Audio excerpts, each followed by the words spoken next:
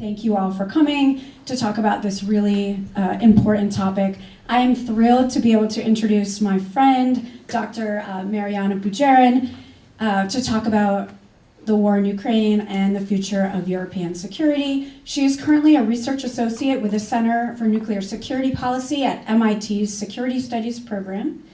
She is the author of the book Inheriting the Bomb: The Collapse of the USSR and the Nuclear Disarmament of Ukraine. This is a book that won the 2024 William E. Colby Military Writers Award. She is the first female to win that award in the 25 years that that award has existed.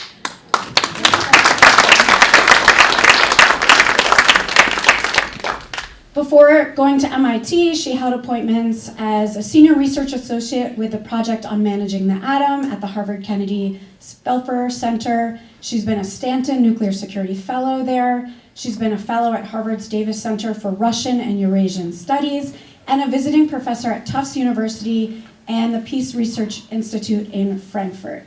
She has spoken widely on the war in Ukraine and on nuclear issues. We're really lucky to have her. How this is going to work is she's going to speak for about 20 to 30 minutes, and then I'm going to start us off with a few questions, and then we're going to open it up to all of you. So please be thinking about your really good questions that you want to ask Dr. Budjeryn. And with that, I'll turn it over to you.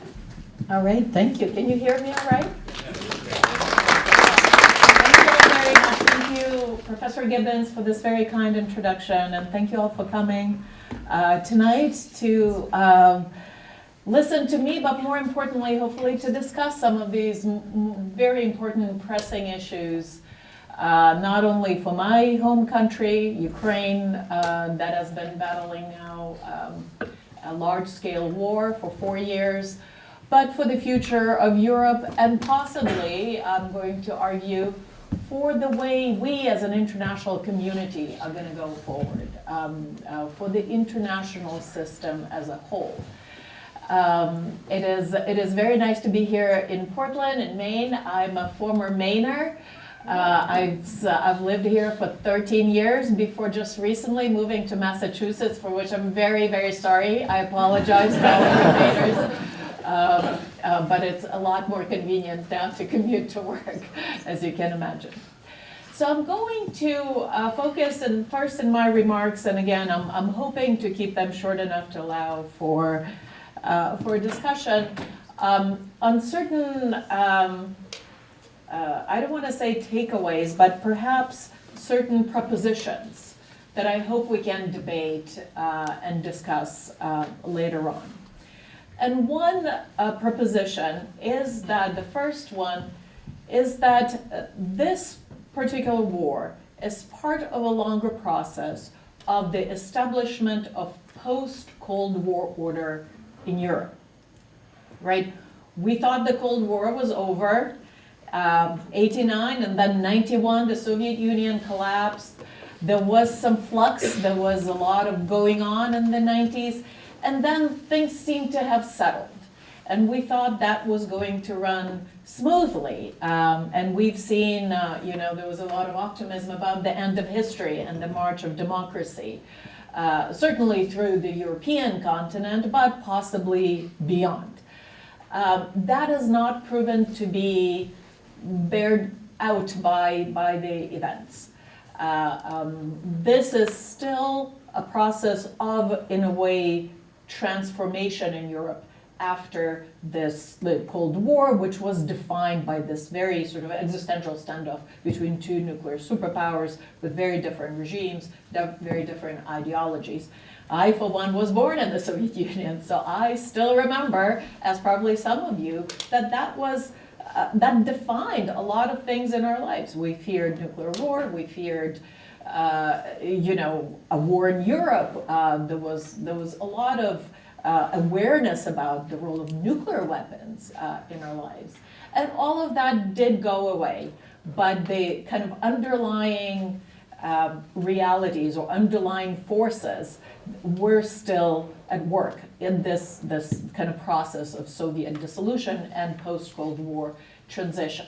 And so in this kind of, in a way, an interwar period, right, between the Cold War and now the war in Ukraine, we had the unipolar moment, as we call it. The U.S. really had no obstacles to promoting its own policies and interests. Again, especially in Europe, most of the capable countries were its allies, right? The other ones were sort of no longer adversaries, including Russia, right? There was optimism that Russia could transition to a democracy and a market economy and just become just another state, a bigger state, an important state in the international system, but just another one of our fellow states with whom we can cooperate, trade, do business with, and so forth. Europe has continued and even deepened its reliance on U.S. security guarantee throughout that period. And again, it's not only because the Europeans reaped the peace benefit, right, the peace dividend, but it was also U.S. policy. U.S. was the superpower, right? It had a very strong military presence, which it sort of wound down in Europe somewhat. But it was the biggest, most powerful ally, wanted to maintain control within NATO. So it wasn't exactly that, all these European powers were trying to build up their own militaries and, deploy more weapons. That is also true, but it was also true that the United States never encouraged that initially. It wanted to keep that control. We know the very structure of NATO in Europe is such that the supreme commander of U.S. forces in Europe is also the supreme allied commander of NATO, right? That's a U.S. general, a four-star, right, Professor Gibbons? And the reason for that is, they extended nuclear deterrence, and that person can call U.S. nuclear fire should there be a call for it. No other national could do that, right? That might be changing these days, but that's kind of we're talking about this interregnuments, this interwar period. We also saw greater EU economic integration, cooperation in Europe coming together in unprecedented ways, right? But that also, the expansion of Europe and the greater integration of Europe also presented challenges increasingly for new entrants to come in, such as Ukraine, such as Georgia, such as Moldova, some of these countries that were lingering in this gray zone. Because the closer integrated you are, you have certain rules, right, that the newcomers have to learn to abide by, to reform their systems by. And there's just so much you can absorb as an international organization. So even with these processes going on, greater integration of Europe, this optimism about transformation, there's a swath and a collection of countries that were left in the vacuum, the kind of vacuum of integration, and most importantly, in a security vacuum. Right? There's right in the middle of Europe, this post-Cold War transition left a security vacuum this size of Ukraine. And of course, Georgia and Moldova, and with Belarus being sort of co-opted into the Russian sphere of influence. This was kind of the area, the country, the territory, and the people that had neither the defense capacity to deter aggression on their own, nor did they have extended deterrence, a security guarantee from a more powerful ally, such as that enjoyed by NATO allies in Europe. So, as we all know from political science, power abhors a vacuum.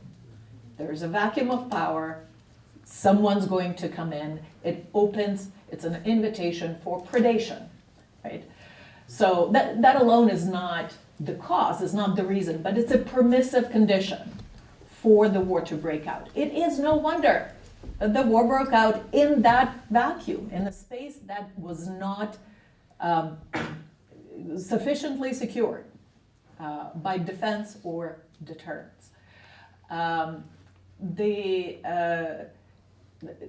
The other sort of factors that contributed to the start of the war was, of course, NATO expansion. That was an irritant to the revisionist Russia, right? It was certainly, I think, the right thing to do for the countries that joined, because the non-expansion of NATO would have only left a larger security vacuum, maybe then including Poland and Hungary and the Baltic states. All of that would have been non-allied and non-protected in a sufficient way, and again, inviting predation. But it was certainly true that it was an irritant for Russia that saw it as an encroachment into its sphere of influence, and Ukraine became that battle ground. All of this is going to have to change if this war is to come to a conclusion, right? And if the peace or ceasefire or the end of hostilities is to last, right? So we have to eliminate these permissive conditions in order for the peace to be more lasting. So that's kind of my first point or proposition, that this is still part of this post-Cold War, post-Soviet order building and transition. It's kind of, we're taking care of things that weren't taken care of right away. They have to be taken care of now, but in this dramatic and very painful way. Another proposition that I have is that this war is a standoff between two very different political systems. And we heard a lot about kind of democracies versus autocracies, certainly through the Biden administration, that this is kind of a fight between democracy and autocracy. I mean, there's certainly something to that, but I'd like to frame it somewhat differently. Somehow miraculously, it's a good research question why, I don't have a good answer. But Ukraine and Russia took very different trajectories politically after the Soviet collapse. They came out of the same Soviet empire, right? Certainly Russia was the dominant republic and entity within the Soviet Union, but Ukraine was kind of second biggest. It was still a rather sort of important unit within the Soviet Union. So that they had very similar starting conditions in 1991. And somehow they took very, very different paths. Ukraine essentially became a country that had a very powerful society, but a perennially dysfunctional and weak state. And Russia became something completely opposite. It became a country with a very strong and dominant state, but with a very weak society. And it was not for the lack of trying. We know there were protests, there was independent media, there were attempts to organize in Russia as well. But those were successfully, as we can see now, snuffed out by this kind of vertical of power, the system built up essentially by one man. I mean, Vladimir Putin has been in power now for 20-some years. That's a very long time. In the meantime, Ukraine had 6 presidents that were elected. In Ukraine, we like none of them, right? It's the surest way to become the most hated person in the country is to be elected president, because then all of the ills of the country are on your plate, you're blamed for everything else. And it's difficult to govern that way, right? It's not to say that one system is idealized. There's almost too much distrust to authorities. There's almost too much distrust towards institutions. But it somehow emerged that, especially in these early 90s, when the state was not providing even basic services, people organized. They had to survive. And sort of these self-help mechanisms, the volunteering, the very diverse and robust civil society, right? All of that somehow cropped up and stayed in Ukraine. And every time there was a Ukrainian president that tried to institute this Russian model, there was an uprising. 2004, stolen elections, Orange Revolution. People came out and stayed for a month until they achieved, and they were granted their demand, which is a rerun of the stolen elections. I heard about the Orange Revolution here. I was living in this town, South Berwick, Maine, about 45 minutes from here, and I had a 9-month-old daughter at the time, and I heard it on NPR that there's swelling numbers on the Maidan in Kiev, and it was right around I think Thanksgiving time, right? It was late November. So I was making applesauce or something like that, and I dropped the applesauce, and I called my friend in DC, and by the end of the week, we were on the plane to Kiev. Mothers came up from Lviv, we gave them our babies, and then we stood at the Maidan. And it wasn't, what difference could one person make in that situation? I mean, marginally, none. But it was an understanding that we all had, our generation of Ukrainians, it's our duty. It's not anything else. We have to make sure that this country kind of comes out of this post-Soviet morass as some kind of normal, functional, democratic state. And so, and I'm just one example of thousands that came back from abroad or from other parts of Ukraine to stand their ground on the Maidan. Then fast forward, kind of those achievement and then failure again of the revolution. The new power did not, the new president did not kind of deliver on the promises that people expected, anticipated. Viktor Yanukovych, the rival, was elected again. It was a very bitter, disappointing time, but this time was really democratically elected, so can't argue with that.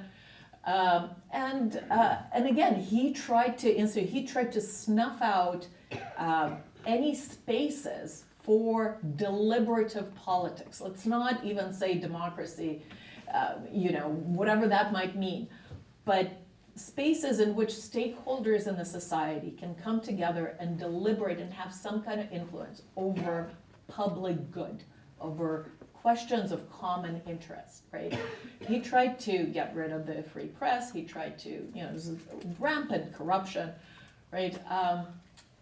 And one of the only hopes that Ukrainian society had at the time was European integration, right? Because of all of these conditions that Europe, very stringent conditions, say you need to clean up your act here, you need to change your laws there, right? The acceptance was conditional, the accession process. And for the Ukrainian society, it was this, they pressured from the bottom, but the European Union would pressure from the top. And that was the only way that Ukrainians saw how they could kind of discipline and snuff out corruption from the state and, economic, major economic interests that were becoming, having great influence on how the state is run. And it was that decision, the decision of Ukrainian president at the time, Viktor Yanukovych, not to pursue European integration, right? So that had nothing to do with NATO expansion or some kind of security concerns. It was the specter of Ukrainian regime staying the same and becoming more like Russia's that provoked the very wide-ranging and massive protests that we now call the Revolution of Dignity of 2014, right? And it was at that moment that Russia first moved in. So the war for Ukraine starts in 2014 with the annexation of Crimea and the war in Donbass. So to think of it, it is kind of these two systems that are complete opposites to each other in that way, in the kind of the power that's vested with the state and with the society, that clashed in that moment. And it was evidently for President Putin the example of Ukraine once again succeeding in preventing kind of his model of government taking root in Ukraine that led to a military action now. And he continued on with the renewed vengeance in 2022 in February.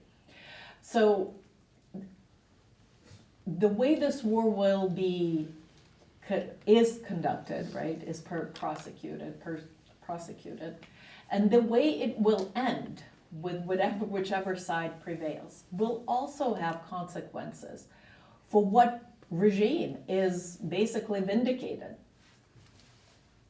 and how a society would continue on under a Ukrainian society, right? Or maybe any other that finds itself that kind of diverse and open society, how it does in defending, right, in mounting a defense effort, but also if it does not succeed, and suddenly it is absorbed in that very statist regime, what happens then? I mean, some of the evidence we can see from the occupied territories, right? It's a total war. I don't want to use these words loosely, but genocide doesn't only take a form of physical eradication of a certain group, but the eradication of their identity. Ukrainian language is prohibited. 20% of Ukrainian territory is now occupied. You could be arrested and tried and sentenced to 12, 13 years of hard labor for simply wearing a blue and yellow ribbon or having it on your dashboard. The history, your school program, all of your kids, they will hear nothing about Ukraine. They will learn only about Russia in Russian language, right? So there's a complete eradication of Ukrainian identity, language, any sign of Ukrainianness when Russia comes in. Now, that 20% of Ukrainian territory, lots of people evacuated. Some people were quite glad. I mean, there's always collaborators, there's always people who can survive under any regime in any country. Some people stayed.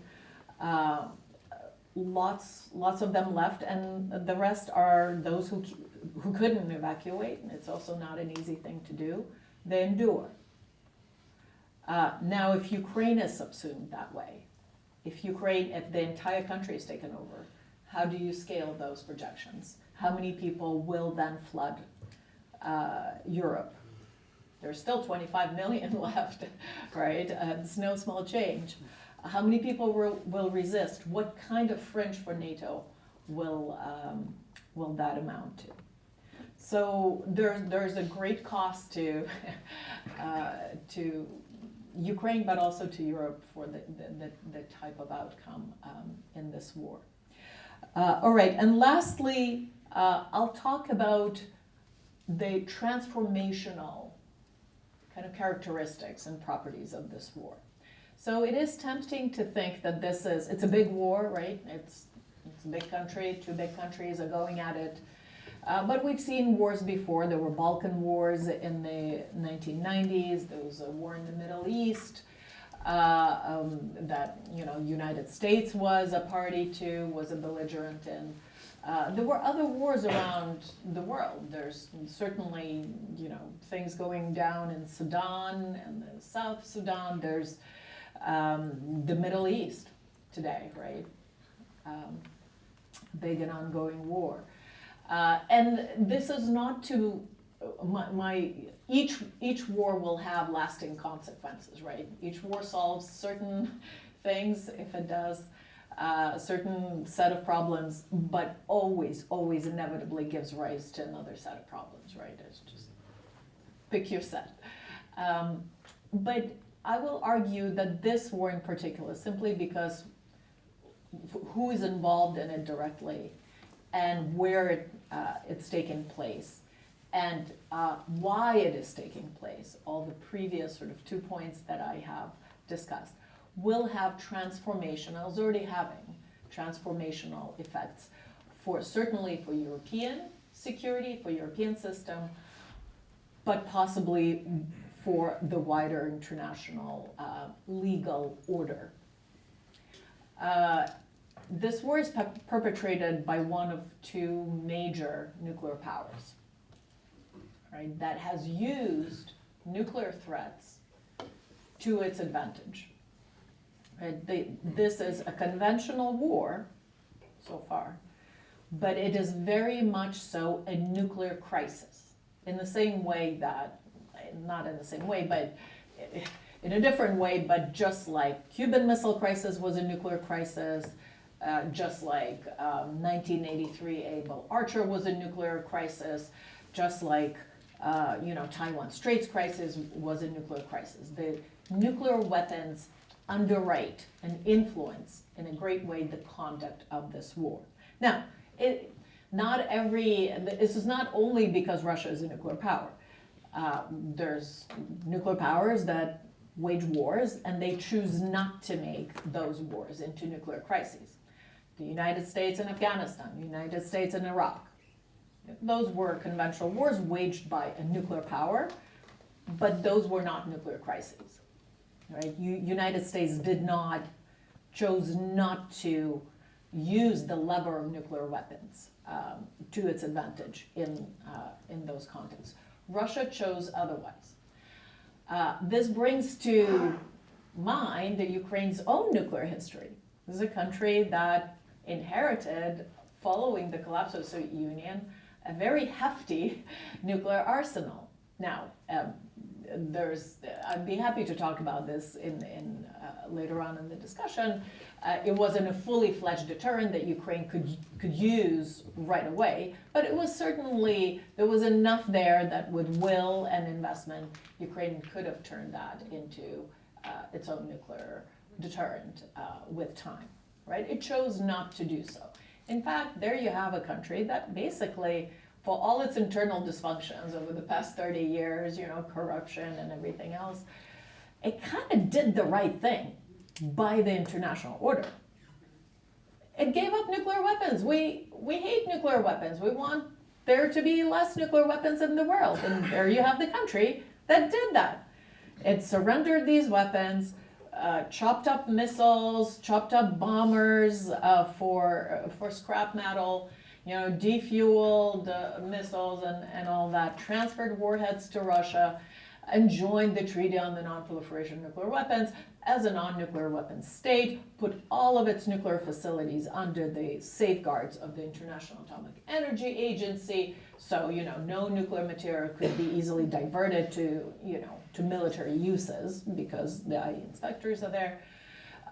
It kind of did the right thing, and then it reduced conventional weaponry under the Conventional Forces in Europe Treaty, to which it became a party as a successor state of the Soviet Union.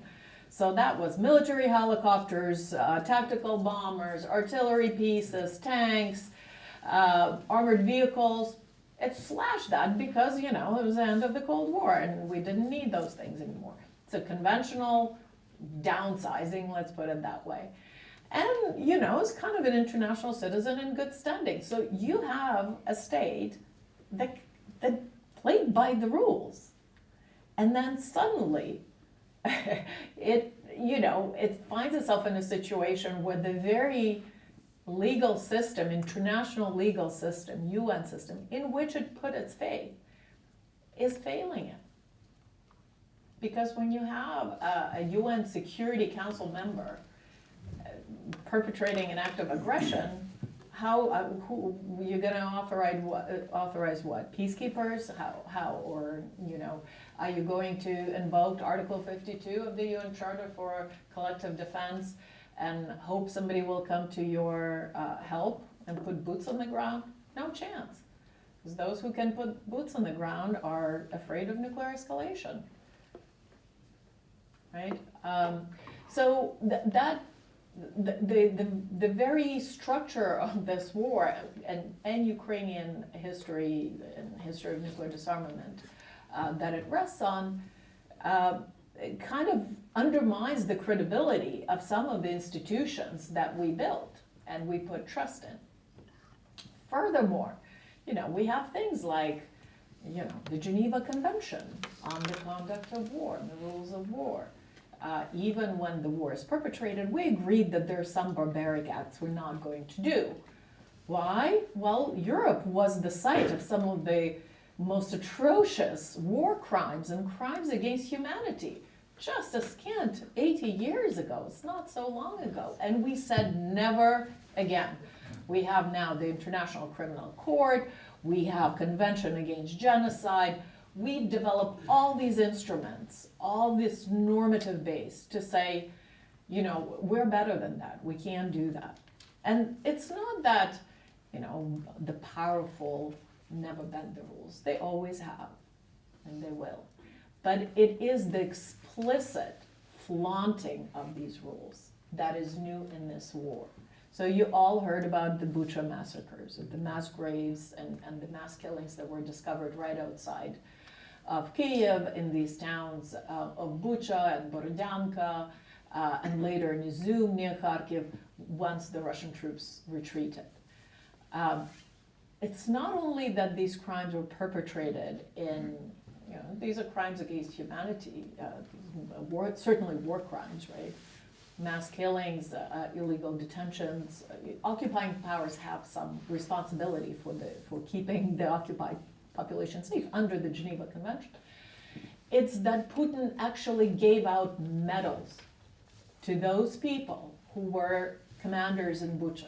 He rewarded them for that. It's not just kind of the denial of that never happened. It's the reward of this. This is the most kind of in-your-face flaunting of any international rules, and by a country that's a major stakeholder that was part and parcel of designing these rules back in the day. I mean, the Soviet Union and then Russia. I mean, that nothing could have happened in the UN or in other international fora without the Russian consent. I mean, or Soviet and then Russia. It was a powerful country. So you see a major power going rogue. And now we're only talking about Russia. We know of other major powers that have either gone rogue or on the brink of doing so. And so that calls into question, that certainly is not only caused by the war in Ukraine, but a war in Ukraine is this stress test that kind of shook the system, and we're still seeing how the pieces will fall following it. This is kind of on the bigger, the international level, and certainly Europe too. Europe will have to find a way to secure not just Ukraine, so it has this festering, bleeding wound on its borders. It'll have to find a way to secure itself as well, together with Ukraine, right?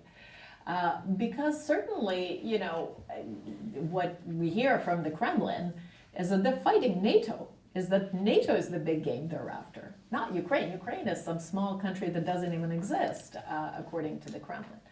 And we discussed this in the car on the way here with Professor Gibbons, that this is not saying that, oh, we're fighting NATO. NATO is our sort of enemy, and NATO is gay and effeminate, but at the same, and like worthless, but at the same time, it is our mortal enemy, and it's surrounding Russia, and it's cornering Russia into this kind of unfavorable security situation, which the two don't add up, but never mind. But it's a way, so you could dismiss that easily as just kind of talk and propaganda and whatever. But what has emerged through this war is a particular Russian way, and that has to come from the top leadership. I have to believe, I mean, that's how decisions are made with Russia, where these kinds of declarations are a construction of a self-fulfilling prophecy. So you declare it first, not just for whatever reason, but because then you expect that reality, the actual facts on the ground, will catch up to your declaration and will make it so, right? So think about it. The annexation of the occupied regions, full Ukrainian 4 oblasts, parts of which are not even occupied by Russia, but now they're part of the negotiations, right? But because they annexed the whole thing, and now they consider that it's there, that's the reality that all of us on the other side have to deal with. And that's certainly a pressure on those Russian soldiers fighting on the ground to make that reality come true.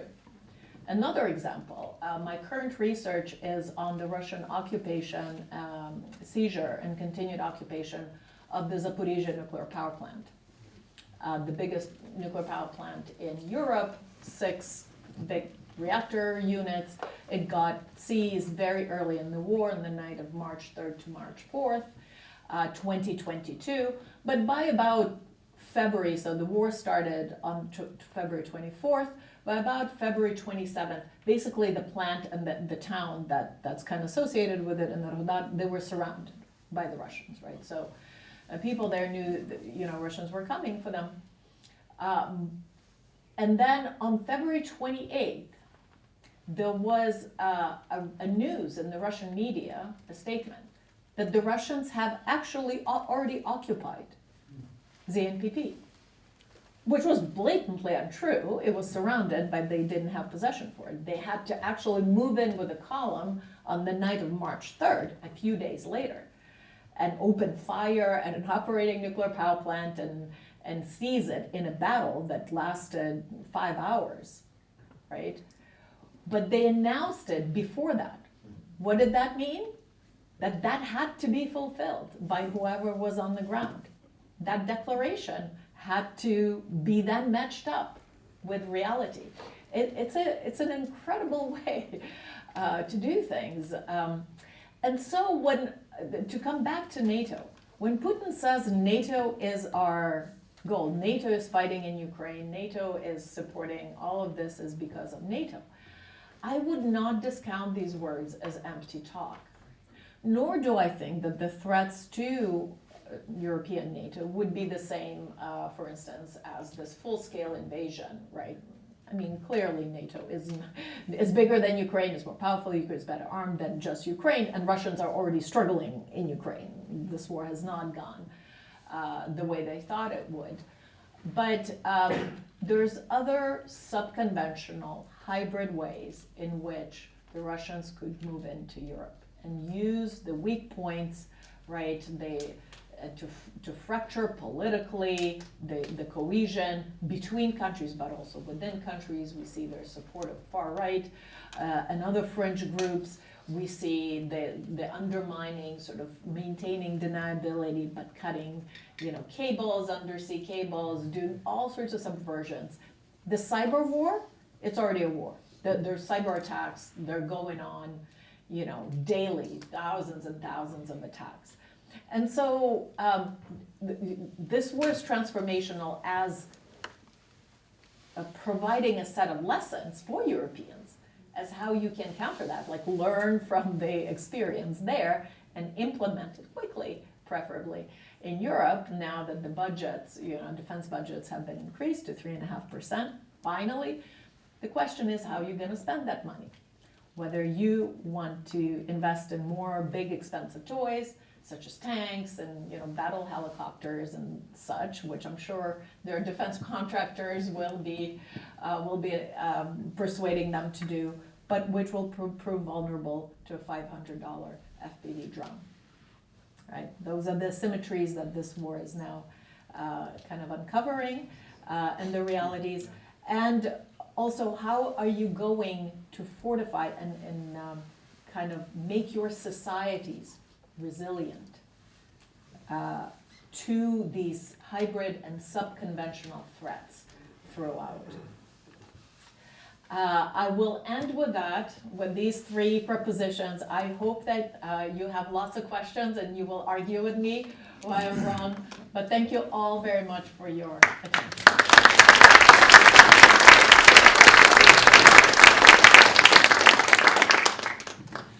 Thank you so much. There's so much there. That was such a rich talk. I think you really have a gift for framing this issue in just a really thought-provoking way. So thank you. I had plenty of questions prepared, but I'm guessing that you all have a lot of questions. I want to give you a chance to take a drink because that was a lot of talking. I hope all the students, you have questions. I do want, because you're from Ukraine, because you have family there, sorry. I did want to give this audience an opportunity to hear what you're hearing and seeing on the ground, to take it kind of out of the political science realm and into the humanitarian realm, and talk a little bit about what it's really like on the ground there and what you're hearing. That's a good question. Yeah, I travel back to Ukraine often. My mom is still in Ukraine. She's in Lviv. She's in Western Ukraine, so she's relatively safe, thank goodness. But, I talk to lots of folks. I can't give any generalized, I haven't done any statistically significant surveys, but some of the themes are as follows. One is that there's a dissonance between the way Europe sees Ukraine and Ukraine sees Europe, right? As far as Ukrainians are concerned, Ukraine is already Europe. It is fighting for everything that Europe stands for. Because again, when did this war start? With the Revolution of Dignity, when Ukrainians wanted to become part of the European Union with all its good things like rule of law and protection from arbitrary detention and sentencing, and with free media and all these nice good things, values, dignity, freedom, having a say in your own future, in your own affairs. So Ukrainians are sort of seeing this as we're sort of doing the heavy lift here, we're fighting and dying. And one way that this war could have been fought is to say, all right, there's some good reasons why other nations shouldn't deploy troops to Ukraine, but treat everything that's behind Ukraine as this giant rear, right? So your logistics, your supply, your material, all of that is quickly mobilized and given to Ukraine to fight the war, at least early on, the war of maneuver, where you could still achieve a lot if you have, by elements of surprise, if you have the right tools. Instead, I think the Europeans saw it's like, oh, this war is outside of Europe, it's right on the border of Europe. We have all the solidarity and all the support, and we're going to, provide the armaments, and we're going to provide the economic support for Ukrainians to survive. But it's elsewhere. This war is a little bit kind of step removed. It's a European war, but not quite, right? And much of the support has been, at least initially, and I think it has changed in Europe now, given as a matter of almost charity, right? For which Ukraine has to be grateful, and Ukraine is, right? But there's always this pressure to say, thank you so much for giving us all these arms. And it's the right thing to do. But equally, it presumes that it's kind of a gift and not a security imperative, right, like you would. And the very different dynamic was during COVID, right? When Europeans were being criticized for being so bureaucratic and never making decisions in time. They met in Brussels, they contributed into this enormous COVID fund, they kind of mobilized, they had all these good policies to fight the pandemic because it was recognized as a threat to all, right? Understandably so. This was different, right? The mobilization happened slowly, and certainly the United States was very, very key in actually pushing the Europeans to mobilize faster under the Biden administration, and was very generous in supporting the war effort. But again, it took a long time for certain systems to arrive, for them to be kind of considered whether they're escalatory or not, for the here's a missile, but you can't shoot it, beyond this point. So there's sort of end uses, right? So I think there is a dissonance, and you see that a lot of times when President Zelensky talks. Like on the one hand, he tries, not to the satisfaction of Donald Trump, oftentimes, to be grateful for the assistance.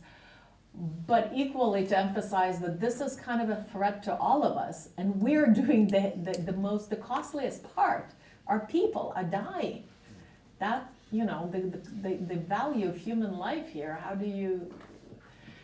So that's one dissonance that I hear. And the longer this goes, I think the more there's a certain bitterness that again is, in Ukraine, I mean, that again is both understandable and unfortunate, because there has been volumes of Western arms and support that has come in. But I think the way this was provided and the framing of it really kind of undermined both the war effort, but maybe kind of trust of Ukrainians towards the Europeans going forward.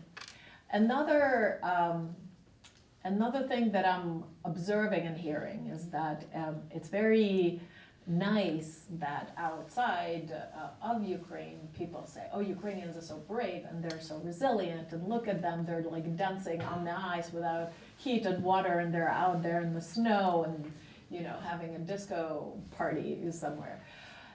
That's all true, but taking that resilience for granted is also not right? It's hard. It is very hard. This winter in particular has been very hard. There are a lot of elderly people that don't go and party on the frozen river when they don't have heat and hot water in the house. Like on the one hand, you know, Ukrainians own it.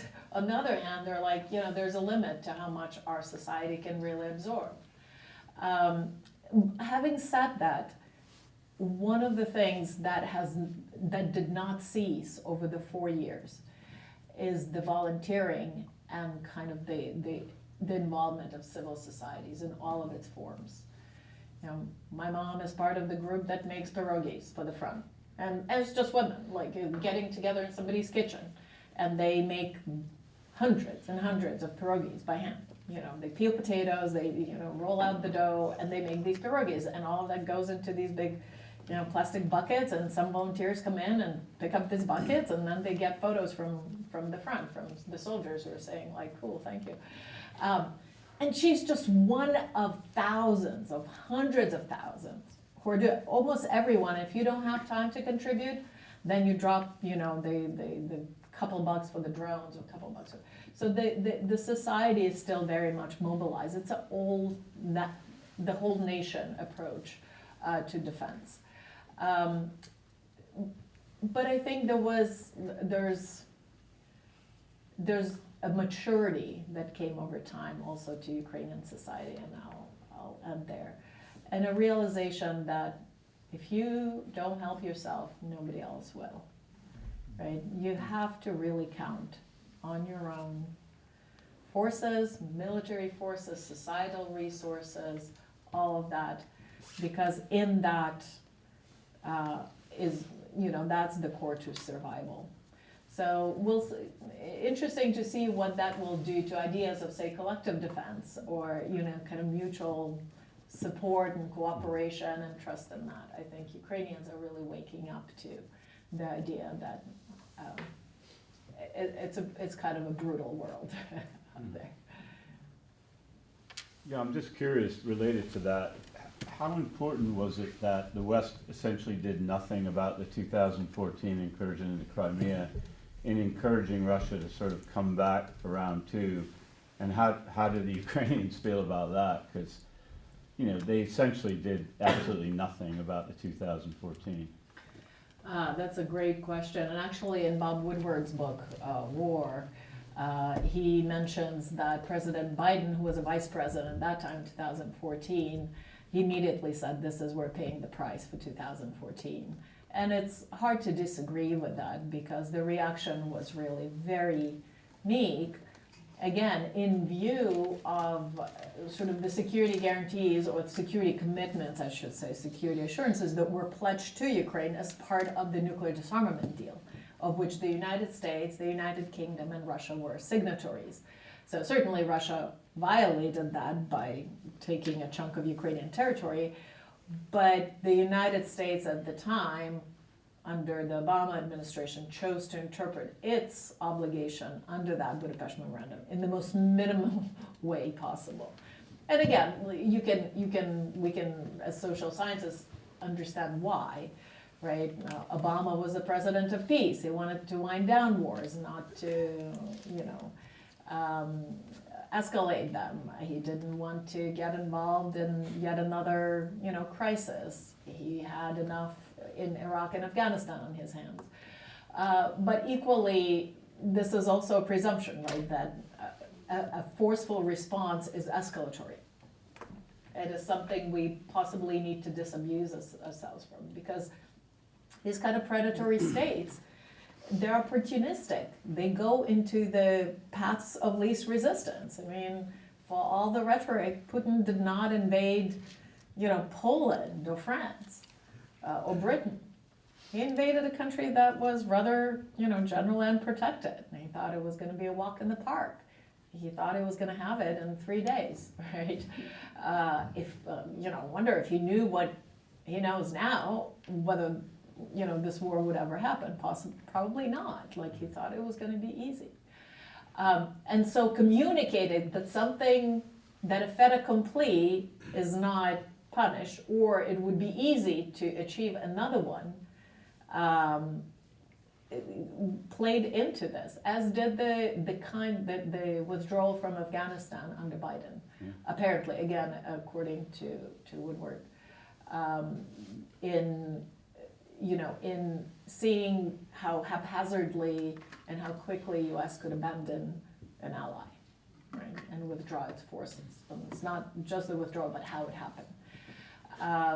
And those kind of calculations, as well as some faulty intelligence coming out of Ukraine itself, saying that, oh, they're going to treat you with flowers, and then that played into the decision to invade. But certainly no sectoral sanctions. I mean, there was nothing. Not only that, Germany signed the Nord Stream 2 pipeline with Russia. And then they were allowed to host the Olympics and the World Cup after invading another sovereign nation. Well, they were kicked out of G8. Yeah. Big deal. Yeah. Yeah, I'm just wondering what exactly Ukraine, weren't they the third largest nuclear, power? What were the security guarantees they were given, and whatever they were, seeing that powers that be like us blew it off, and the fact, why would anybody put any stock in any agreement with us? And secondly, why would they give up their nuclear weapons? Because it didn't work out. Well, I admire them for doing that, but in retrospect, maybe it wasn't a good decision. That's a prevalent opinion or public kind of perception in Ukraine, that it was a mistake. That, there's lots of revisionist history, there are lots of regret, and now that my book just came out in Ukrainian translation, I'm anticipating some pushback from the Ukrainians, because it does take a more nuanced kind of examination of the whole story. Ukrainian situation was difficult. It wasn't kind of a ready-to-use deterrent arsenal that Ukraine inherited. It was a chunk of Soviet nuclear forces developed by the Soviet Union for the strategic purposes of the Soviet Union, which is to deter the United States and NATO. So the kinds of systems Ukraine inherited, primarily the ICBMs, intercontinental ballistic missiles, ranges 10 to 15,000 kilometers. Okay, you reprogram it, you change the targeting, which Ukraine could have done. And you turn them not on the United States, but on Russia, right? You reprogram the flight paths. 10,000 kilometers, what are you going to hold at risk? Vladivostok, right? It was hard, right? So Ukraine needed a different range ballistic missile for that, like a shorter range ballistic missile, which again, Ukraine could have designed. It had a missile building factory in Dnipro, the largest one in the Soviet Union, right? It could have done that. But again, for various reasons, it didn't. But these particular systems, they weren't particularly useful. Ukraine did not have a full nuclear fuel cycle. So the warheads that Ukraine had, it could have dismantled and probably reused the pits, the actual nuclear material, although that would have been risky because Ukrainians didn't build them, so dismantling them, this is very secretive technology, right? That could have been risky. But Ukrainians had physicists and folks who had clearances in the Soviet bomb project as well, because it was, it was a single country, so you had these scientists. But the question remains whether it could have sustained these without having its own capacity to enrich uranium or reprocess plutonium, right?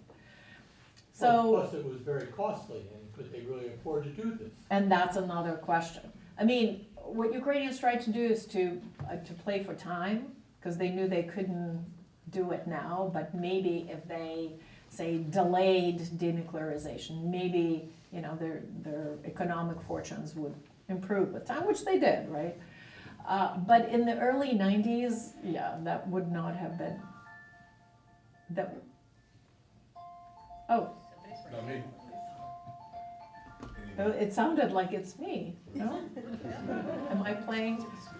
Oh, While we're just waiting, can I say, the reason we have the microphones is because we're recording.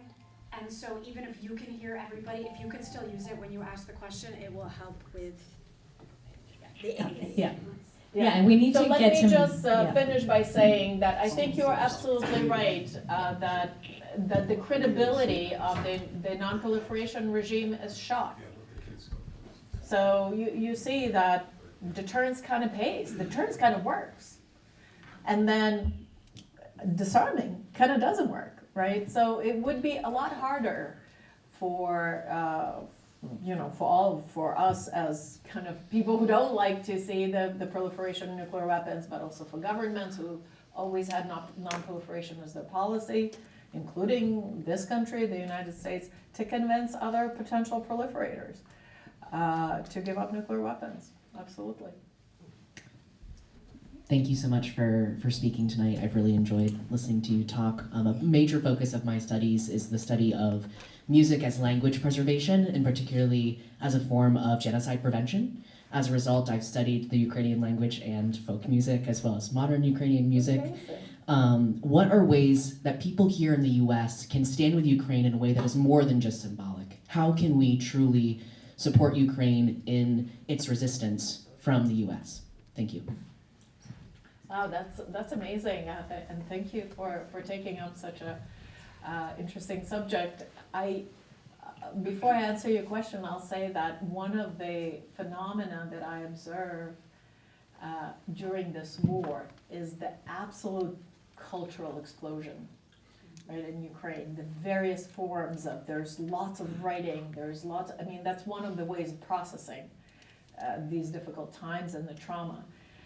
There's the publishing, there's always concerts, there's new music coming out all the time. So if you travel to Ukraine and if you're a relatively safe place, you'll have an amazing cultural program that will not feel like you're in a country at war.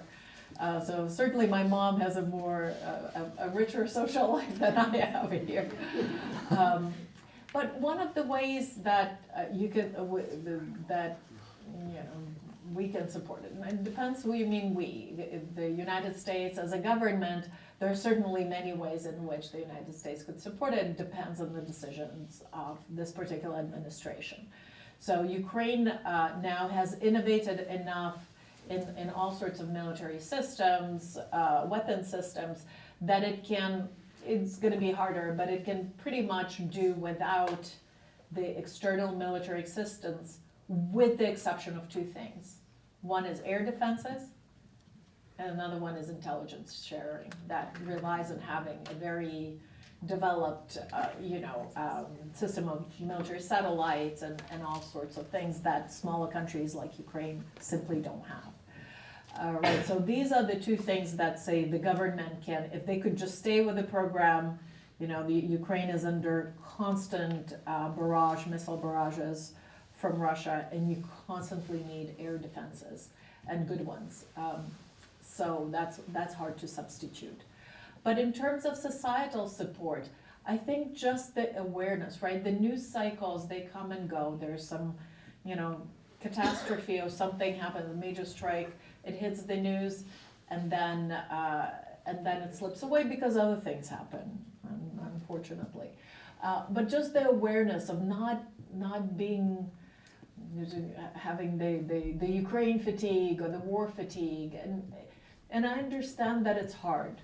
It's hard to live with these news. I know it. I have to stay on top of it for work. Like I read these things every single day, and there are times where I wish I didn't have to, and I could read something later. But one of the ways to have solidarity is not to forget, right?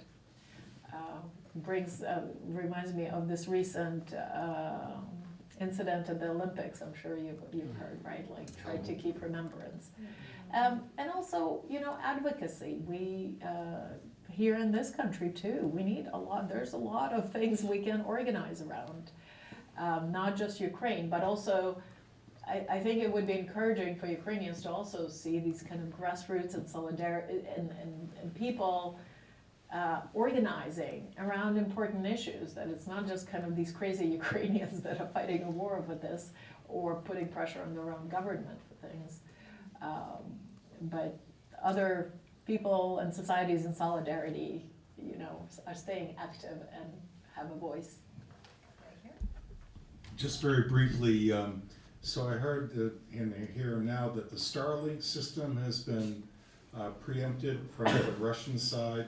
Whether that's a real thing or not, I mean, in terms of targeting drones and stuff, that the Russians are being opted out of that.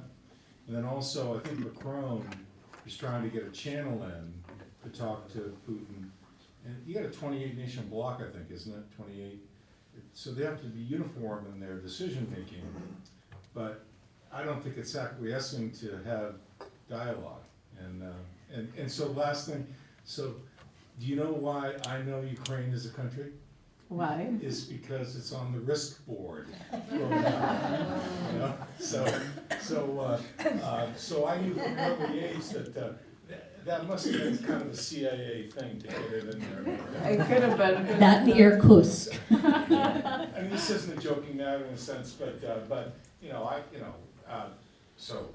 No, but you're absolutely right. I mean, Ukraine has been sort of this obscure country, and it's quite large. Now we are learning. I even learned now about places in Ukraine and names of towns that I never had, because the front is coming through there. It's going to be, conquered by the Russians or occupied by the Russians now. But it turns out it's quite a big state, but it was sort of in this in-betweenness zone that few people have heard unless they play at Risk. And it's almost, certainly, I'm Ukrainian, so I pay attention to it, and I'm always conscious that I'm like, rah, Ukraine, and it's hard, but it is almost ironic that this country far away, of which few have heard of, suddenly is a fulcrum of all of these issues. How, right? Like the nuclear non-proliferation issue. It's a big one. It's a global one. Or the safety and security of civilian nuclear infrastructure in armed conflict. I mean, there are unprecedented things that are going down, in Zaporizhzhia nuclear power plants, but also the operating power plants on Ukrainian territory. I mean, the threats to operating nuclear power plants. We know how that could go. Again, in Ukraine, 40 years ago, Ukraine was the site of Chernobyl, right? April 26, 1986. It's going to be 40 years. And so, it's not because Ukraine is so special, it's just the structural, it's kind of the geopolitics of it just happened to be in a really dangerous place, right? And it happened to have some scale. It's not Montenegro or Albania. Not that those are kind of lesser countries, but it's just they're luckier. They're out of the way, right? And Ukraine happens to be kind of wedged between a major revisionist power that's kind of has this insecure DNA. No matter how much you try to keep it secure, it's going to feel insecure and lash out.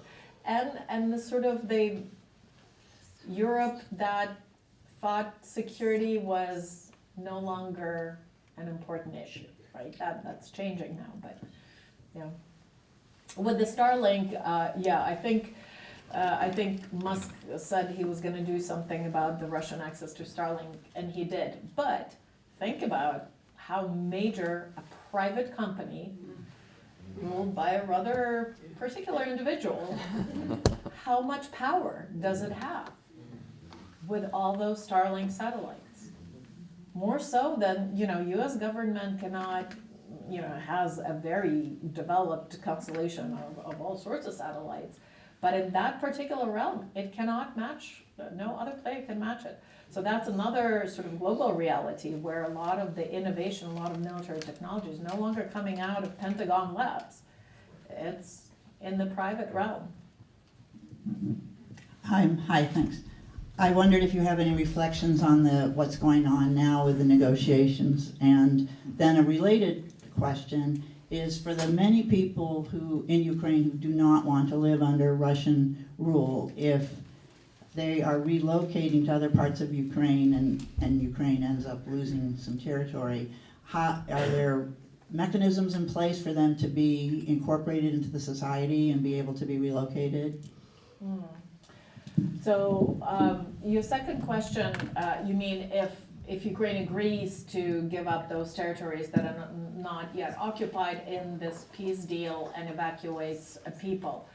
I mean, if that is the eventuality, if that is the one part of the agreement, then yes, there's, over the years now, there are both volunteer organization, government programs that help internally displaced people. But it's a lot. It's a big portion of the population. Many have left. I don't have a microphone, but I meant even now, the ones that are fleeing from the war Yeah. zones.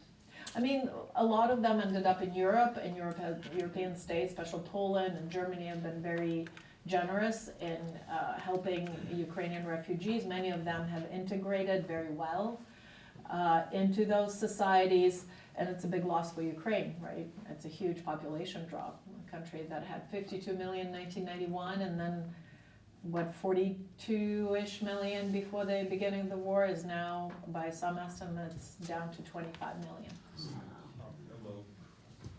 Yeah, in Ukraine. I mean, that's assuming that people who left are not going to come back. But about, in terms of negotiations, one thing that is sort of encouraging is that there haven't been any major leaks from that process, which means that there's probably incentives on both sides to keep information security in place, right? Not to derail these negotiations through leaks.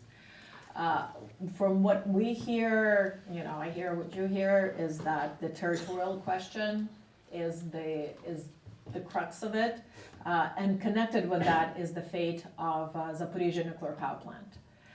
Because the Russians want it, certainly Ukrainians think it's theirs, but it doesn't seem that it could be restarted, and I know for sure it couldn't be restarted, if Ukrainian operating personnel that has evacuated since, about 6,000 out of 11,000, so about 8,000 people are directly involved in running of that nuclear power plant.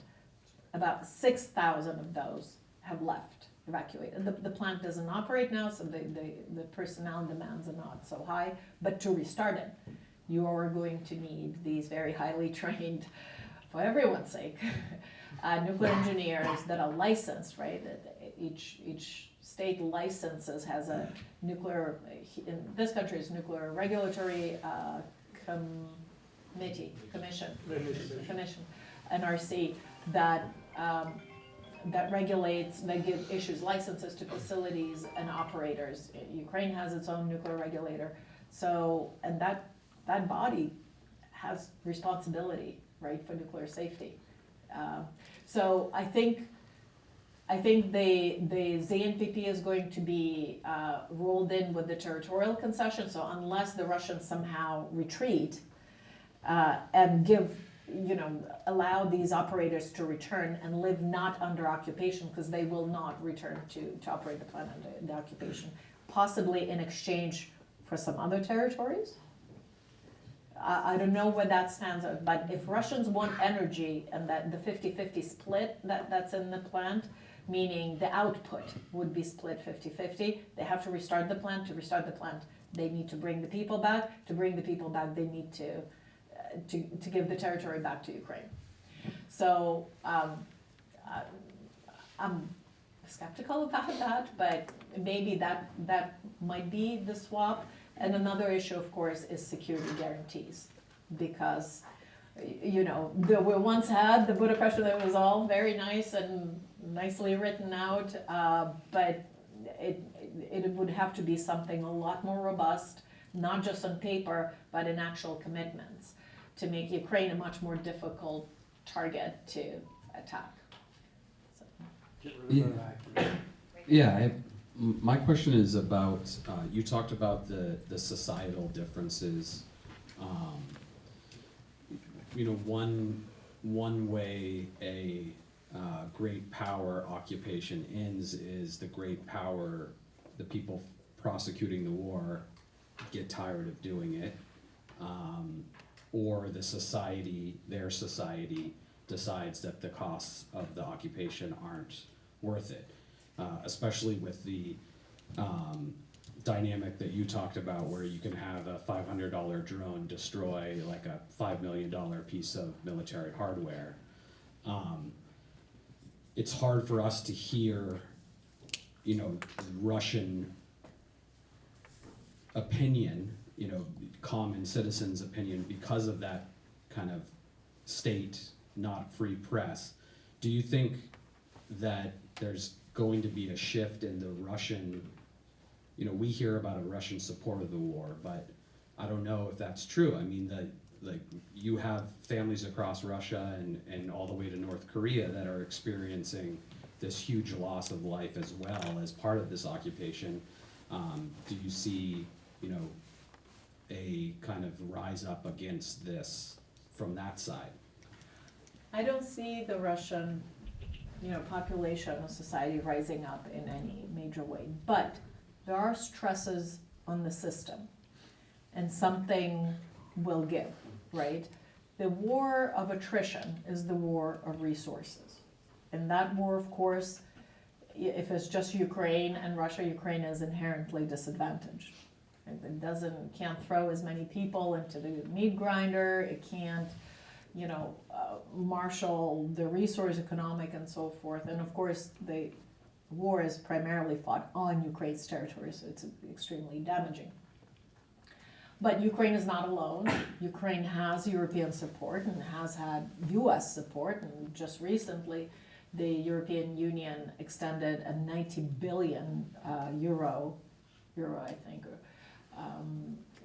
loan or assistance package, and a lot of it is just general support economically, and a lot of that is for buying American weapons that are now sold and not given. But so Ukraine is not alone. It's just the staying power, right?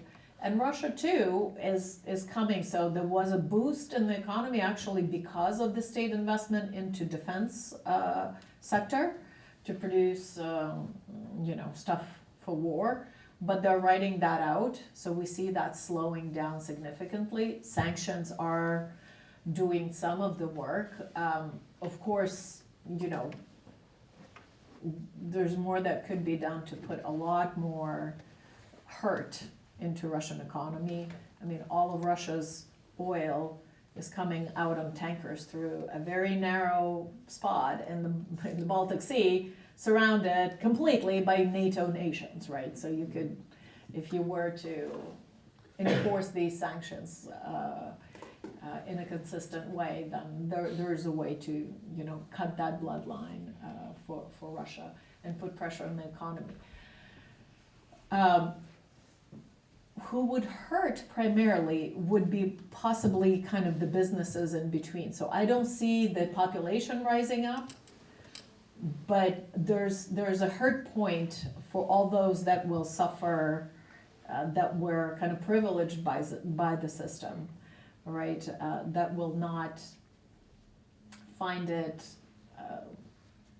comfortable, right? And I'm not talking just kind of the big oligarchs who have all sorts of money and all sorts of options, but sort of kind of upper middle echelon of decision makers. So I think maybe there would be some grumbling there and pressure on the system. I to be honest, I don't have a good answer of how any changes would happen in Russia, other than there would be some threat to the regime itself because of too much rumbling in too many corners, and that might be enough for the regime to at least take a deal sooner rather than later that's more concessional, more acceptable to Ukraine, than just kind of continuing with their maximalist demands. But I don't think we're there yet, unfortunately. Okay, we're good. two student questions here or one student question here? Two? Okay, look, can we group those two questions together? Okay. Well, thank you for coming here tonight and sharing your experience. I was just wondering, from what you've seen in your experience, how do you think the international community could, I guess, step in and make a change when the UN has these type of safeguards to kind of protect like the superpowers, like the P5, from actually like making a difference, I guess? That would be a good question. Oh, all right, let's collect those. Okay, my question's a little bit different. Thank you for coming to talk to us. You put forward some very interesting propositions, and I actually wanted to ask you a question specifically related to one of those. I think you gave us like a really good picture of kind of how Ukraine and Russia have diverged as states, where Ukraine very much more interested in like the mobilization of the society as a whole, whereas Russia has very much become a state where a lot of the power is centralized within that state. And you gave us a really good picture of what that looked like for Ukraine, but I wanted to ask, do you believe that that trajectory started earlier for Russia than just with Putin? Particularly, I wanted to ask about the presidency of Boris Yeltsin, in particular the 1993 constitutional crisis, in which Boris Yeltsin had tanks from the Russian army firing on what the Russians refer to as the White House, which is their congressional building, and kind of in a almost I guess prelude to the modern day. Bill Clinton then met with him in Moscow in January, like less than 3 months later, and we didn't seem to have much of a problem with the fact that the Russians had tanks firing on their own Congress buildings. So do you think that trend of kind of this real centralization of power within the state, and more specifically the presidency in Russia, started with Boris Yeltsin rather than Putin, or do you think it was really more Putin's thing? Thank you. I'll start with your question first, because it's a really interesting one. I don't know, right? I don't know how far that DNA goes, right? Whether it is something, because it's easy to say, oh, Russia has always been an imperialist state, and it's just, I do think you're absolutely right that period of promise in Russia was a lot shorter, a kind of democratic promise that most observers like to, they say, oh, Russia was just like a nice cooperative country and it was going to be a democracy. Well, that promise of democracy was pretty much 91 to 93, to October 93, when Yeltsin was firing at the tanks. And again, it's not just and that might relate to your question, what can we do internationally? The rules stand and fall. Not only, the rule falls or becomes irrelevant or becomes weak, not just because somebody has violated it, but because of the collective response then that's elicited to the violation, right? It's easier to do in a domestic legal setting. We have people breaking rules and laws all the time, but we have a system of enforcing them and a response, right? Like, so, for the most part, we'll see. But for instance, there's, not always, right? But so there's a 65 mile per hour speed limit. Not here, here's a 70, which is nice. But nobody goes 65. But there's unwritten, because it's not enforced, right? Nobody will stop you and pull you over if you're going 66. They will pull you over if you're going possibly over 75. So you have those, and that's an unwritten rule. It's not, it's not something, but it's there not because it's written that 65, yes, but you can go 75. That's not written anywhere. But in the way it's enforced, essentially makes that kind of an unwritten rule. It's very similar in the international system. It's not just that Russia had violated, say, the commitments of the Budapest Memorandum. It's that the others did not respond forcefully enough to the violation. That makes that rule then basically void and irrelevant. And so whether that erosion continues towards other rules in the international systems, for instance, prohibition against perpetrating war crimes. Like, we can all point to Putin and say, oh, he's a war criminal, but then he travels and, comes to Alaska and is rolled out a red carpet. That might be prudent diplomacy, maybe, because you got to talk to your adversaries. But there's a cost to it, and the cost is that a war criminal has just been welcomed by the most powerful nation in the world, the United States, and their leader. And so what does that rule mean anymore? Nothing. So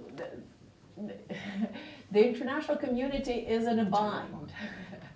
It is in a very tough bind because, again, the rules have emerged for very good reasons. And it's always difficult to enforce these rules internationally. There isn't an overarching sovereign, there is an international police, right? But collectively, somehow, we managed to preserve that system more or less intact. And I think now it's in a very dangerous spot, not only because more of the powerful countries are breaking it, is that the response to the violation is also very meek. I'm going to have to play the Grinch here because we have so many wonderful questions in the audience, but we do have time constraints, and we do have what will be now our customary final question to the speaker. We have at least 10, maybe 12 undergraduate students who are interested in foreign affairs. We're asking all the speakers in this series, what advice would you give these students if they are interested in being involved in U.S. foreign policy, in international diplomacy, in nuclear non-proliferation? How do you get started, and what should you do? Well, first and foremost, you have to take Professor Gibbons' course. You know, there's a lot of information out there for self-education, right? So anyone interested enough in that topic has amazing access to a lot of very good stuff. There's a lot of very bad stuff, but part of the journey is to learn to sort one from the other. And just persevere in that area. I mean, there's very few risks to humanity, or risks that endanger all of humanity. One is climate crisis, right? And another is nuclear weapons. You can add AI very quickly to that list, I'm sure. But nuclear weapons are still with us. They did not go away with the fall of the Soviet Union and the end of the Cold War.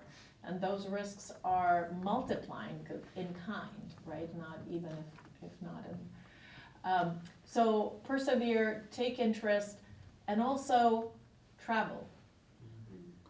It's easy to, or not easy, but it's one thing to talk about U.S. foreign policy when you sit in the U.S. from this vantage point.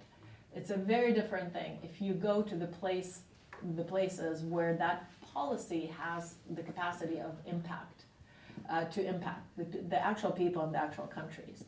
Kind of the whole uniqueness of the United States is that it is such a big and such a powerful country that whatever happens here ricochets across the world in a way no other sort of internal or foreign policy decisions of other countries ricochet or have an impact.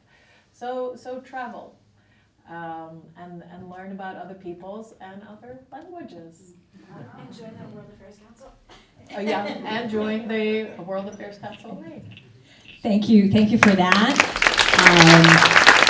Thank you for coming up here and sharing your insights and your personal experiences. Ultimately, we talk about foreign policy, but foreign policy is all about people and their lives and the impact of that policy on their lives. So thank you for sharing and reminding us of that fact. Thank you to the students for caring and being engaged and being curious. We are glad you are here. Thank you to everyone who had a question, especially those of you who didn't get it answered or asked. I am sorry. There is always another event that you can come and share the questions by email. We'll pass them on if we can. Thank you to everyone who sponsored this evening and to our members. We are glad you are here. We could not do this without you. And if you are interested in being a member, please ask either Professor Gibbons, Zeke, Riley on our board, or Elizabeth here about how to join and become a member. Thank you. Have a wonderful evening. Thank you all very much.